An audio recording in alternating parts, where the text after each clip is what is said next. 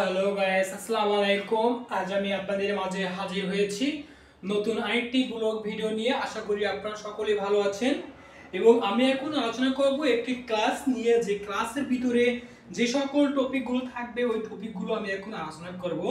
যেমন দেখেন যে এখানে আছে যে আপনার যে বিষয়গুলো আছে আমি স্পষ্ট করে যদি বলে দেখেন, এখানে আপনার দ্বিতীয় সাংবিধানিক আইনের ব্যাখ্যা, ধারণা, সংবিধির ব্যাখ্যা আছে, আইনের গঠন বিন্যাস সংক্রান্ত এগুলো আছে, তারপরে অ্যাক্ট আইনের ব্যবস্থাপনা আছে,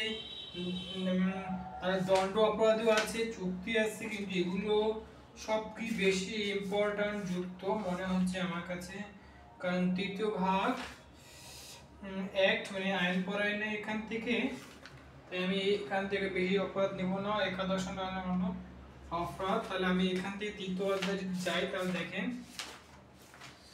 তাহলে আমি যদি একটা বিষয় বলে দেখেন, কনস্ট্রাকশন অ্যান্ড ইন্টারপ্রিটেশন। এই কনস্ট্রাকশন এবং ইন্টারপ্রিটেশন এই শব্দটা, কনস্ট্রাকশন আর ইন্টারপ্রিটেশন কি এই শব্দটা আমি এখন ব্যাখ্যা করব এবং এক্সপ্লেন করব। তাহলে আমি যদি এখানে প্রথম লিখি দেখেন কনস্ট্রাকশন, দেখেন এক নম্বর যদি লিখি construction, CONS, cons, TRAC, construct, TION, construction. যেমন দেখেন এই কনস্ট্রাকশন শব্দটার ব্যাখ্যা আমি এখানে ব্যাখ্যা করব কনস্ট্রাকশন আর ইন্টারপ্রিটেশন।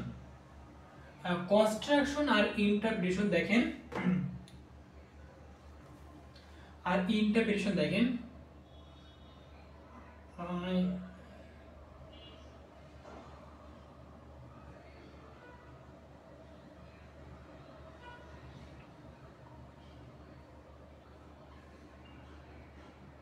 দেখেন কনস্ট্রাকশন আর ইন্টারপ্রিটেশন এই দুটি শব্দের ভিতরে কিন্তু অনেক ডিফারেন্স আছে। যেমন কনস্ট্রাকশন আর ইন্টারপ্রিটেশন শব্দ দুটি যদি আমি ব্যাখ্যা করতে চাই তাহলে দেখেন, ফার্স্ট অফ অল আমি ইন্টারপ্রিটেশন শব্দটা বলি, তাহলে এই ইন্টারপ্রিটেশন শব্দের অর্থ হলো ব্যাখ্যা করা।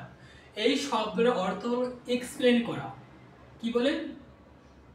এক্সপ্লেন করা। এই শব্দের অর্থ হলো এক্সপ্লেন করা, ব্যাখ্যা করা। এই ইন্টারপ্রিটেশন শব্দটা সব সময় কঠিন শব্দকে ব্যাখ্যা করবে, সঠিকভাবে এক্সপ্লেন করবে। আর এই যেটা মানে কঠিন আইনকে সহজভাবে উপস্থাপনা করবে বা ব্যাখ্যা করবে। আর কনস্ট্রাকশন শব্দটা হলো, এই কনস্ট্রাকশন শব্দটা এমন একটা শব্দ যেটা একেবারে ইজিলি,